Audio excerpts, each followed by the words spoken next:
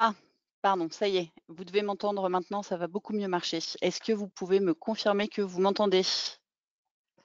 Une personne via le chat, par exemple?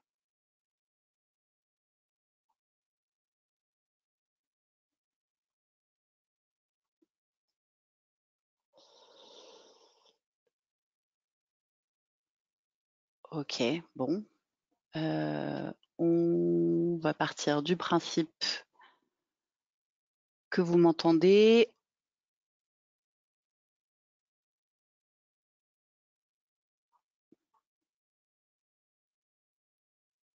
Alors, je vais d'ores et déjà partager mon écran.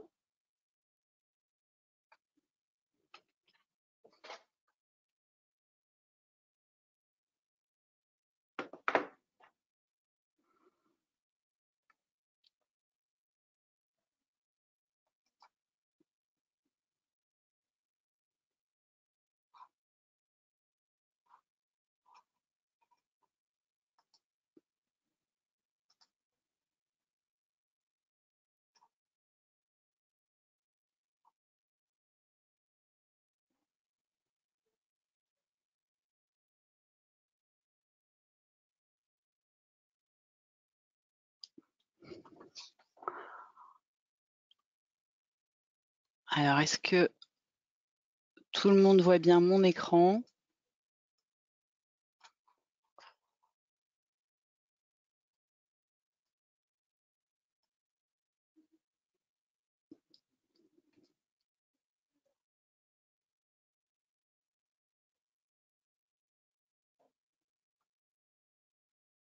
On va laisser encore il y a encore des gens qui continuent à arriver, on va attendre quelques minutes.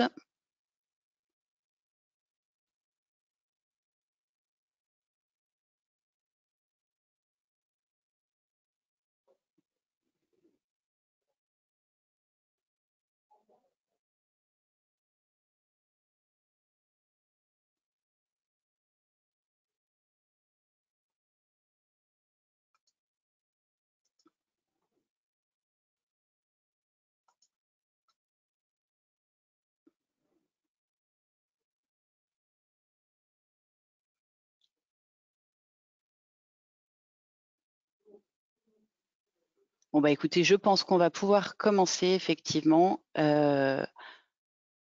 Donc je vous rappelle le principe de ce webinaire. Je ne pourrai pas forcément voir vos questions au fur et à mesure de la présentation.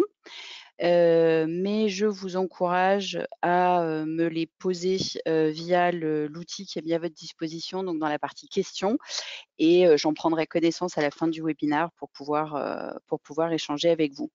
Donc je me présente, je suis Fanny Clavel, donc je m'occupe du marketing et de la communication, notamment pour la France et le sujet de notre webinaire aujourd'hui, c'est, le modèle MSP. Modèle MSP qui est un modèle dont on parle maintenant depuis de nombreuses années, dans le monde de l'IT, du channel, sur lesquels tout le monde n'a pas forcément, la même définition, mais qui représente en tout cas une réelle évolution, du métier. Il faut bien comprendre que c'est plus en fait un nom qu'on vient mettre sur une évolution qui est en train de se faire un concept qu'il faudrait à tout prix adopter. L'objectif du webinaire, c'est, de faire une première passe pour, vous expliquer, nous, chez XL, ce qu'on entend par MSP, pourquoi est-ce qu'on pense qu'aujourd'hui c'est une opportunité et de pouvoir éventuellement, réfléchir et vous accompagner dans une, réflexion sur l'évolution de votre métier. On va parler de management à distance parce que, bah, quand on est MSP, ça fait partie des choses qu'on va utiliser et on va voir comment. Alors, je vais commencer d'abord par une définition, parce que, ça permettra de positionner les choses. Alors un MSP, c'est un acronyme qui correspond à un terme anglais qui veut dire Managed Service Provider. En bon français, c'est un fournisseur de services managés, gérés. C'est en fait une entreprise qui va gérer à distance l'infrastructure réseau de ses clients, voir, des systèmes des utilisateurs finaux, le plus souvent en mode proactif. Au fil du temps, on voit que les MSP ont fait évoluer leur offre de services parce qu'on se rend compte qu'aujourd'hui, c'est un moyen extrêmement efficace pour différencier, son offre de ce que proposait un autre revendeur. Donc en gros, on va passer d'un modèle où, on va proposer à un client qui arrive avec une problématique, du type, voilà: «J'ai mon entreprise, je souhaiterais installer le Wi-Fi, je souhaiterais mettre en place une solution de sécurité», où on va lui dire: «Bah, voilà, pour ça monsieur, je vais vous mettre telle et telle référence de produit, et puis, bah, pour installer ça, je pense qu'il va me falloir, 1 heure, 2 heures, 3 heures, 4 heures, que je vais vous facturer et puis, bah, écoutez, ce qu'on fait, c'est que si jamais il y a quelque chose qui marche plus ou si jamais, vous avez besoin de modifier votre configuration, bah, vous me rappelez et puis, je vous referai un devis à ce moment-là». Donc ça, c'est le modèle un petit peu traditionnel, historique qu'on connaît chez les revendeurs à un système où on va dire à, son client, bah, pour, la sécurité, je vais vous proposer une solution qui inclut bien évidemment du matériel, mais, qui inclut du service avec une partie de service que je vais, vous facturer à l'avance de manière à ce que vous soyez tranquille. Alors, pourquoi est-ce qu'aujourd'hui, hem on pense que c'est le bon moment pour devenir MSP, parce que ça correspond en fait à une certaine conjonction au niveau de l'environnement. Déjà, il y a la situation actuelle du marché. On voit que, il est de plus en plus difficile pour un revendeur de créer son revenu, en revendant uniquement du matériel. Il y a une pression sur les prix qui fait que, les marges, revendeurs s'amenuisent au fil du temps. On voit en même temps, donc on l'a dit, qu'il y a un nombre toujours plus important, un nombre croissant de revendeurs qui vont s'orienter vers le service. Donc quand on arrive avec une offre uniquement basée sur du produit, c'est pas forcément, très vendeur vis-à-vis des prospects. Ensuite, il y a des histoires de limitation géographique. Quand on est revendeur, on a un une aire, d'intervention qui peut être relativement, limitée parce que, bah, il faut se déplacer à chaque fois pour aller chez le client, pour faire des modifications. Donc de fait, ça restreint, le potentiel de business qu'on a. On voit qu'il y a aussi une modification au niveau des attentes, des clients. Alors le terme NAS, Network as a Service, c'est, un néologisme qu'on a inventé, mais on voit qu'aujourd'hui, les clients vont avoir de plus en plus, une demande, voilà, combien est-ce que ça va me coûter pour que ça fonctionne? C'est des modèles que, les clients peuvent connaître, par exemple, sur des copieurs, voire, sur, du matériel informatique, sur des PC. Donc ils veulent avoir, une proposition qui enveloppe aussi le service. Il y a également la pression des sites de e-commerce, alors qui, est pas forcément facile, à gérer pour les revendeurs, pour les constructeurs non plus, mais qui fait que, bah, par exemple, un client à qui vous allez proposer telle ou telle référence, il va très facilement pouvoir aller chercher un prix, alors qui va pas correspondre, comme on est sur un autre circuit de distribution, ça va pas correspondre à la même chose, hein. Ça veut dire que, par exemple, il va devoir payer cash, derrière il y aura pas les licences, mais en tout cas, il y a une certaine pression exercée par les sites de e-commerce. On voit également que pour les revendeurs, il est depuis maintenant de nombreuses années difficile, de recruter et de fidéliser des techniciens réseau qui soient qualifiés. C'est une denrée qui est rare, c'est pourtant en fait ce qui fait la richesse d'une entreprise. Et puis, bah, effectivement, il faut évoluer, mais il faut toujours avoir à l'idée que, il faut évoluer en étant rentable. L'objectif étant de continuer à avoir des entreprises, des revendeurs qui gagnent leur vie, et qui génèrent du profit. Alors, il y a un certain nombre d'obstacles qu'on imagine, quand on se dit qu'on veut devenir MSP. Le 1er, c'est, des investissements. On se dit voilà, pour devenir MSP, moi je vais devoir investir, ça va me coûter très cher, il va falloir que j'investisse dans des infrastructures pour le monitoring et pour la maintenance. Et ça peut être un frein parce qu'aujourd'hui, je suis déjà dans une situation où c'est compliqué. Donc, j'ai pas envie de me lancer dans des investissements très lourds. Je vais devoir aussi éventuellement investir dans une plateforme de facturation. Il y a souvent en fait une confusion entre MSP et mode de facturation. C'est pas parce qu'on facture du service qu'on va facturer au mois le mois. Donc, cette objection de dire: «Je veux pas investir dans une plateforme de facturation», elle est pas forcément fondée. On sait qu'émettre une facture, ça a un coût, donc c'est pas forcément la solution de multiplier le nombre de factures que vous allez, émettre vis-à-vis de vos clients. Et puis encore une fois, le manque de techniciens. Si on facture du service, ça veut dire que service, il va falloir être capable de le rendre. Si vous dites à votre client, moi je vous facture tant pour l'année et puis s'il y a une modification, s'il y a un problème, s'il y a une mise à jour, je m'en occupe. Il faut être sûr qu'à l'instant T où il faut intervenir chez le client, comme il aura payé le service, il faut être sûr de pouvoir intervenir. Et puis il faut être sûr de pouvoir intervenir dans un délai très court. Éventuellement, on va se dire, il va falloir que j'aille régler des pannes sur une plage horaire qui ne sera pas forcément une plage horaire de bureau, mais sur une plage horaire 24 heures sur 24 et 7 jours sur 7. Et puis, il va falloir que je gère les équipements, les utilisateurs, et là-dessus vient se greffer la conformité RGPD qui éventuellement peut poser souci. Mais au-delà de ces obstacles, il y a en face un nombre de bénéfices assez important. Il faut savoir qu'aujourd'hui, notamment avec Zixel, il n'y a pas besoin d'investir dans une plateforme de monitoring ou de maintenance. On a la possibilité, nous, de vous offrir des outils pour le faire qui sont des outils gratuits. Et notamment là, j'avance un peu, mais Nebula. Cette plateforme va permettre d'assurer la croissance sans forcément augmenter les ressources. On va au contraire les rationaliser, les optimiser. Quand on est MSP, on va améliorer la qualité du service rendu au client parce que on va passer d'une notion d'intervention ponctuelle à une notion de service.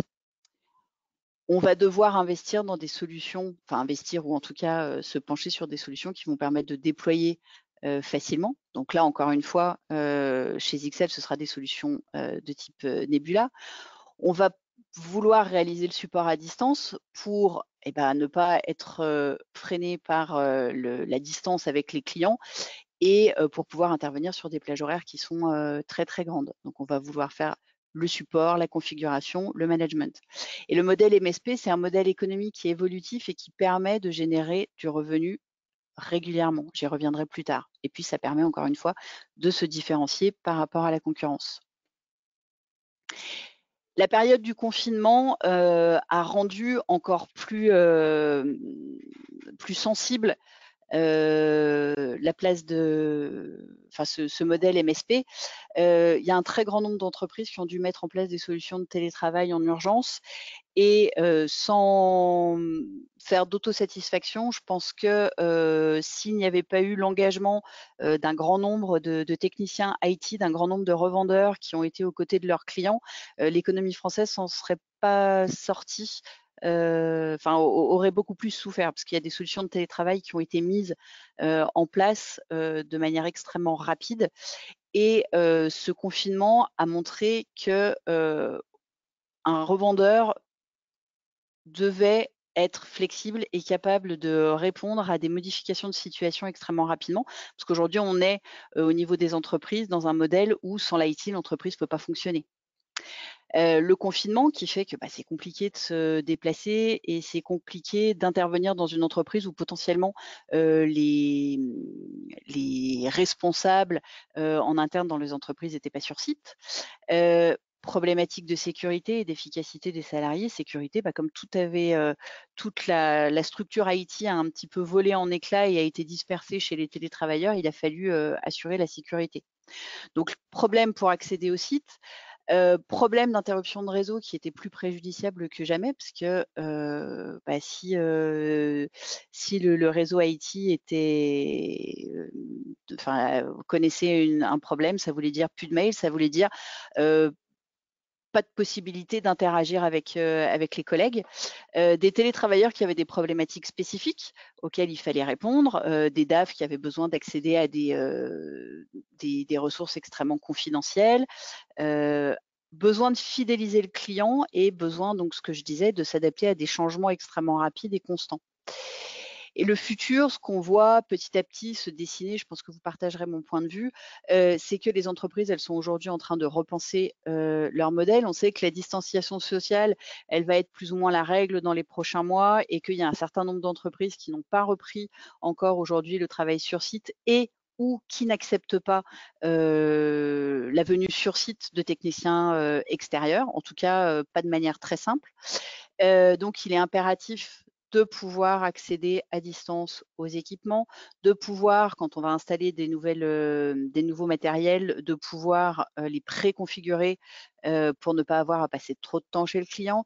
Heu et en gros, on a affaire à un futur qu'aujourd'hui personne ne sait exactement, anticiper. On espère que tout se passera pour le mieux, mais c'est la réalité. Alors juste quelques chiffres pour vous dire que, le modèle MSP, c'est pas forcément une lubie, de notre part, mais que c'est véritablement, un modèle qui est en marche, le marché des MSP en forte croissance. Heu, les revendeurs, aujourd'hui, adoptent de plus en plus au travers le monde, ce type de modèle. Il faut savoir que en 2019, le marché des MSP avait une valeur à peu près de 186 milliards de dollars. En 2025, on estime qu'il sera passé à 350 milliards.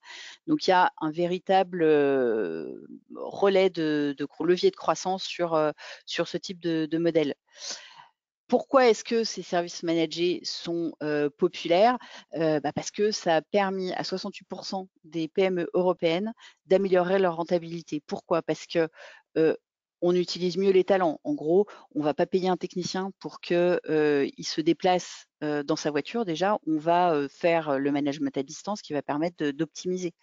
On améliore l'expérience utilisateur, on améliore la productivité des entreprises parce que on va être dans un mode proactif. On va essayer au maximum, d'assurer, la pérennité et le bon fonctionnement du réseau. On va réduire les coûts de maintenance. On va aussi, pour le client, les rendre prédictibles au maximum. L'IT va mieux fonctionner et donc à meilleur coût. Ce qu'on constate aujourd'hui, pardon, des études montrent qu'aujourd'hui, chez vos clients, dans les entreprises, il y a 39 des entreprises qui utilisent déjà des services managés pour, tel ou tel, type d'infrastructure. Il y a 38 des entreprises qui ont déjà envisagé de le faire, donc en gros qui sont dans une réflexion et il y en a 23 qui, à l'heure actuelle, n'en utilisent pas du tout. Donc on voit que c'est véritablement une tendance, de passer sur, des prestataires qui sont sur ce modèle-là. Alors, ce qu'il faut savoir quand on parle de MSP, c'est qu'il n'y a pas un business model qui va correspondre à tout et à tout le monde. Aujourd'hui, chez un revendeur, il y a en gros 3 types de revenus. La première source de revenus, c'est les équipements que vous allez acheter, revendre et installer.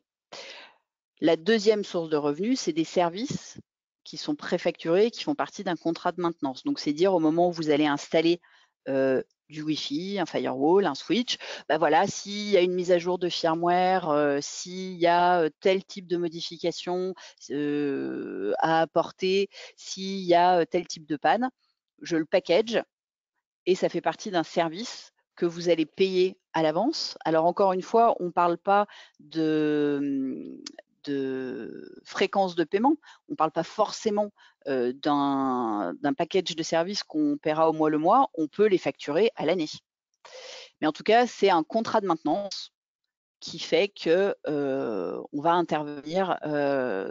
Enfin, il y a un certain nombre d'actions qui font partie de ce package. Et puis, il reste toujours la gestion des pannes, le break and fix. Donc, en gros, c'est tout ce qui arrive dans la vie du client et qui n'est pas prévu au contrat de maintenance et qui là est facturé au coup par coup. Dans un modèle qui n'est pas un modèle MSP, en fait, on a deux types de ressources. on a les équipements et la gestion des pannes. Ce qui veut dire que quand on s'adresse à son client, en gros, on a la période où on est en négociation avec lui parce qu'on veut lui vendre sa prestation. Et ensuite, il y a éventuellement, en attendant le renouvellement du matériel qui est au bon vouloir du client, hein, c'est le client qui va décider quand il veut renouveler son matériel. Après, voilà, on se dit tous les matins, tiens, ce serait peut-être bien qu'il y ait ça ou ça qui aille pas chez mes clients. Comme ça, je pourrais intervenir et facturer du service. Le problème, c'est que de un, c'est très difficile à prédire pour un revendeur. De deux, au moment où le client fait appel à vous, en règle générale, il est rarement content. Potentiellement, il ne se passe rien, ça veut dire que quand il va venir renouveler son matériel, il aura peut-être pas entendu parler de vous pendant toute la durée de vie du produit, ce qui normalement est le cas si vous avez installé un bon produit et que vous l'avez bien paramétré. Donc ça veut dire que vous repartez un peu de zéro au moment du renouvellement du produit, et que s'il y a un autre vendeur qui passe par là et qui veut faire son speech de manière efficace, potentiellement le client, vous allez le perdre. Et puis surtout, vous êtes sur un modèle complètement différent où en gros, plus votre client a de difficultés, plus vous faites du chiffre et plus vous êtes content. Quand on est dans un modèle MSP, on est dans un modèle proactif parce que comme vous allez facturer en amont du service, moins il va se passer de choses chez votre client, plus vous allez gagner de l'argent parce que moins vous allez avoir besoin d'intervenir. Ce qui veut dire qu'on est dans un mode complètement différent. C'est pour ça qu'on parle d'un mode proactif où on va essayer de mettre en place un maximum de choses pour monitorer le réseau du client et pour pouvoir intervenir. Ce qui veut dire déjà que régulièrement, le client, il voit que vous agissez, que vous intervenez sans qu'il ait besoin de dire quoi que ce soit, donc ce qui donne un sentiment d'un service de très bonne qualité. Et puis surtout, vous êtes sur la même longueur d'onde avec votre client, c'est-à-dire que plus votre client est satisfait, plus vous êtes satisfait, parce que plus vous gagnez de l'argent. Mais après, l'équilibre entre ces trois sources de revenus, en fait, il n'y a pas de règle. C'est à vous de déterminer ce qui vous convient. Est-ce que, en fonction de vous, votre sensibilité, de votre parc client, de ce que vous avez envie de faire, vous préférez avoir une plus grosse partie de votre revenu qui va venir des services, un tout petit peu du matériel, un petit peu de break and fix, ou au contraire vous dire moi je veux pas prendre de risques, enfin prendre de risques. Voilà, je préfère mettre vraiment très peu de services dans la partie qui va être préfacturée et garder au maximum enfin facturer quand j'interviens sur des pannes. Il n'y a pas de règle. Et quelque part, c'est à chacun de trouver l'équilibre qui lui convient. Et l'équilibre, il peut évoluer au fur et à mesure de la vie de l'entreprise, de l'évolution du parc client et de la maturité des choses. Donc, c'est vraiment quelque chose qui doit être décidé en amont, et c'est de se poser, de se dire, voilà, avec mes ressources, avec les outils que je vais utiliser, donc typiquement avec Nebula, voilà, comment est-ce que je veux équilibrer mes revenus. Et encore une fois, il n'y a pas de bonne réponse, il y a une réponse par entreprise. Alors, comment est-ce que Zixel peut vous accompagner? Zixel peut vous accompagner en termes d'outils avec notre offre Nebula. Pourquoi? Parce qu'on va voir que Nebula permet d'assurer un service avec un minimum de ressources qui va vous permettre d'englober du service que vous allez préfacturer en n'ayant pas à vous soucier de l'éventuel coût que le fait de rendre ce service va vous faire subir. Avec Nebula, on va être dans ce qu'on appelle un IT manager et on va faire le comparatif. Alors, c'est quelque chose qu'on fait très souvent avec Nebula. Vous avez peut-être déjà vu la présentation. Si c'est le cas, je m'en excuse, mais ce qui fait la force du produit évolue pas. Le produit, lui, évolue dans le temps, mais le concept reste le même. Si on compare, en fait, un revendeur qui va installer une solution chez un client en mode classique, il va d'abord acheter des équipements. Alors, il va acheter des switches, des passerelles de sécurité, du Wi-Fi. Il va acheter les licences qui vont, éventuellement des contrats de maintenance avec le revendeur. Donc ça va lui coûter en investissement. Il va venir installer ces équipements. Enfin, en tout cas, il va envoyer des techniciens sur site. Alors, en règle générale, il y a une partie préinstallation qui se fait en labo et ensuite une installation sur site, mais qui peut être complexe, donc qui va prendre du temps aux techniciens, ne serait-ce que parce qu'il va devoir se déplacer pour aller réaliser le paramétrage sur site. Ensuite, les équipements, il va falloir qu'ils prévoient de faire le monitoring. Donc, la plupart du temps, on le fait en SNMP ou en syslog. Donc là, encore une fois, c'est quelque chose qui prend du temps. Il va falloir penser à pouvoir accéder aux équipements. Donc, en règle générale, on met en place des infrastructures de type VPN, MPLS qui peuvent être complexes et qui peuvent venir alourdir la facture. On va monitorer la plateforme. Alors là, soit on utilise des logiciels payants, soit on utilise des logiciels open source. En tout cas, c'est un investissement important en temps pour apprendre à configurer les équipements. Et puis en règle générale, les entreprises, enfin les revendeurs utilisent plus d'une plateforme. Donc ça veut dire qu'il va falloir en permanence passer d'une plateforme à l'autre. On va devoir stocker les données. Donc là, soit on a un serveur sur site, un serveur physique, soit une plateforme virtuelle, soit on passe par un data center ou un serveur cloud. En tout cas, là, on va encore une fois devoir investir pour réaliser le support client. Et puis, quand le client va avoir soit des modifications de sa configuration, soit des patchs, des mises à jour de firmware, il va falloir les réaliser. Déjà, il va falloir se souvenir quand il y a une mise à jour qui est disponible, une mise à jour de firmware sur un équipement, il faut déjà aller rechercher les clients qui ont ce type de produit, programmer la mise à jour. Ça prend du temps, c'est pas simple, surtout quand on a des clients qui sont multisites. Et avec la généralisation du télétravail, on a un nombre de plus en plus important d'entreprises qu'on va pouvoir considérer comme du multisite. Et ensuite, on va devoir gérer les utilisateurs et les équipements. Soit on le fait par radius, soit on utilise un autre système, mais en tout cas, il faut le mettre en place et puis éventuellement gérer les utilisateurs guest. Quand on regarde les deux additions à la fin, que ce soit en temps homme, c'est le temps cumulé que tous les techniciens vont passer, et en investissement en infrastructure, on est sur deux additions qui sont assez lourdes. Si on compare exactement le même revendeur et le même client, mais qui va passer par une plateforme Nebula, il faut quand même toujours acheter les équipements, les switches, les passerelles de sécurité, le Wi-Fi et tout ça, éventuellement des licences si vous mettez de l'UTM, si vous voulez passer sur un Nebula Pro, ça ne change pas. En revanche, l'installation des équipements, elle va être beaucoup plus rapide. Nebula va vous offrir un certain nombre d'outils qui vont vous permettre de configurer les équipements en un temps extrêmement rapide, d'autant plus qu'on constate souvent qu'il y a une grosse base commune sur toutes les configurations qu'on peut faire chez ses clients, et Nebula va vous donner les outils pour optimiser toutes ces tâches qui sont chronophages et qui ne sont pas à très forte valeur ajoutée. Ensuite, pour monitorer les équipements, là, il n'y a pas besoin de mettre en place de protocole standard. C'est pris en charge par la plateforme cloud, ça fait partie du service rendu. Pour accéder aux équipements, il suffit d'une connexion Internet, il n'y a pas besoin de VPN, il n'y a pas besoin d'MPLS, donc encore une fois, c'est transparent.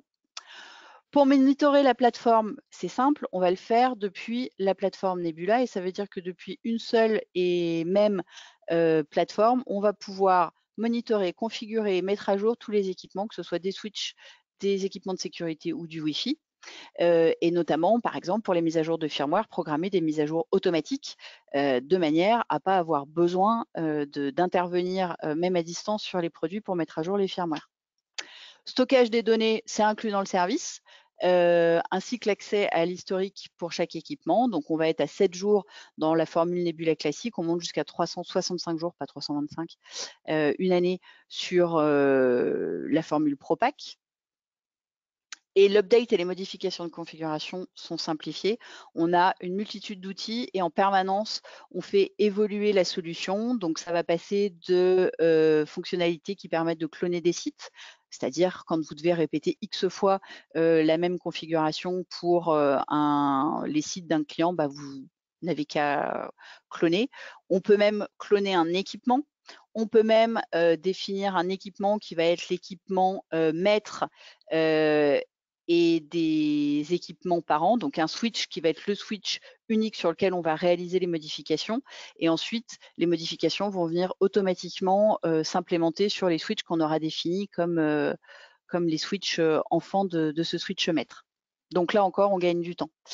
Et puis, on va avoir soit la possibilité pour gérer les utilisateurs et les équipements d'utiliser les équipements classiques. On peut continuer à utiliser son Radius, mais sinon Nebula va proposer des solutions de gestion des utilisateurs. Vous avez un équivalent Radius qui comprend 100 entrées. Vous allez pouvoir également mettre en place des portails captifs pour gérer les...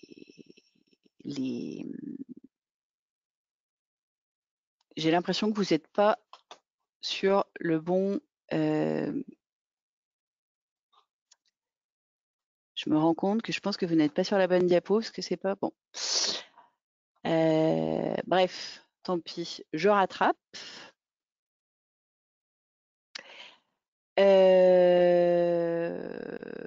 Voilà, donc pouvoir gérer les utilisateurs facilement. Et donc, on se rend compte qu'avec cette solution-là, ça va demander beaucoup moins de ressources hommes et un investissement en infrastructure beaucoup plus léger. Alors, je vous rassure, pour tous ces magnifiques slides que vous n'avez pas pu voir ou que vous avez vu passer très rapidement, on vous fera passer en PDF le PowerPoint de manière à ce que vous puissiez voir, déjà retrouver l'ensemble des éléments que je vous ai présentés et puis voir la présentation. Alors, quels sont les avantages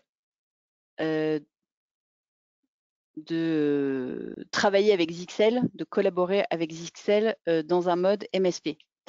Alors, on va, dans le cadre du programme ZAP, que vous avez découvert maintenant il y a quelques années et qui a été mis à jour cette semaine avec le lancement de notre nouveau portail partenaire, on va lancer une nouvelle spécificité qui va être donc un statut MSP, donc un programme dédié au MSP de manière à apporter, de pouvoir identifier chez nos partenaires ceux qui fonctionnent sur un modèle MSP, de manière à leur apporter le suivi, l'accompagnement dont ils ont besoin et également un certain nombre d'avantages.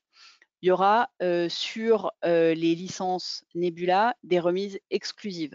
Parce que bien évidemment, quand on est MSP, si on passe sur un mode ProPack, donc qui est la version payante de service Nebula, on va le faire sur l'ensemble de ses clients. Donc on vous accompagnera financièrement dans ce déploiement et ceci dans l'attente en fait de création de licences spécifiques dans Nebula pour les MSP.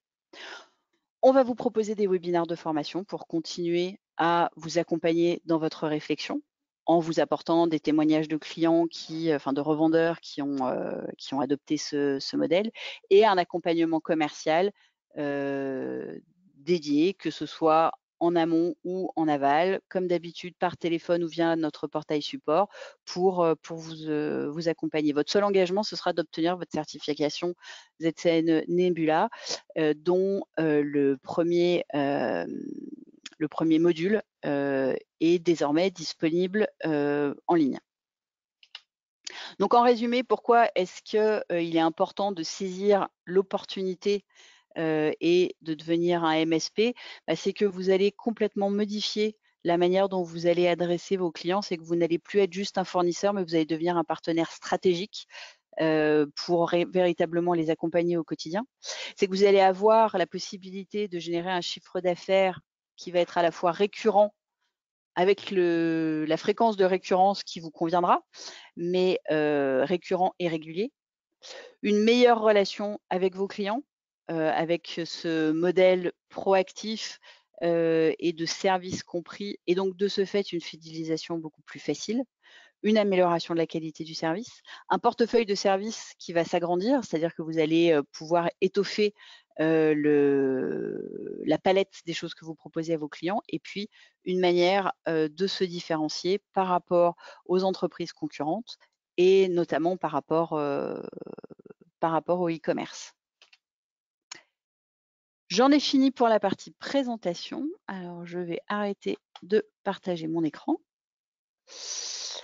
Et on va passer à la partie questions.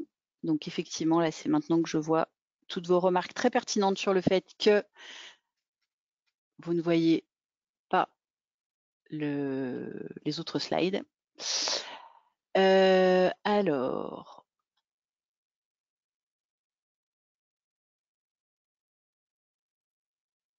Est-ce que vous avez des questions? Parce que là, apparemment, il n'y a pas de questions.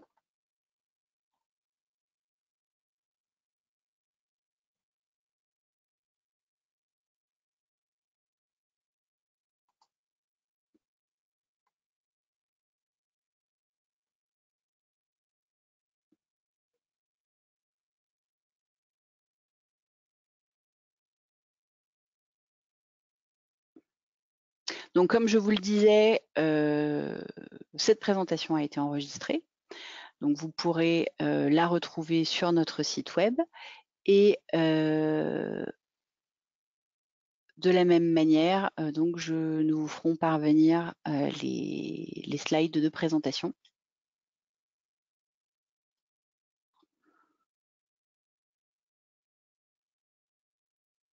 Bon, écoutez, j'ai l'impression qu'il n'y a pas plus de questions, donc il ne me reste plus qu'à vous remercier de votre présence, et de votre participation. N'hésitez pas, à nous consulter, voilà, si après avoir laissé infuser, voilà, ce qu'on vient de dire, si vous avez des réflexions, des remarques, des questions. Donc je vous encourage à vous mettre en relation avec le commercial, votre contact, commercial ZXL, et nous nous ferons un plaisir, de revenir vers vous. Je vous souhaite, une bonne journée et je vous dis à très bientôt.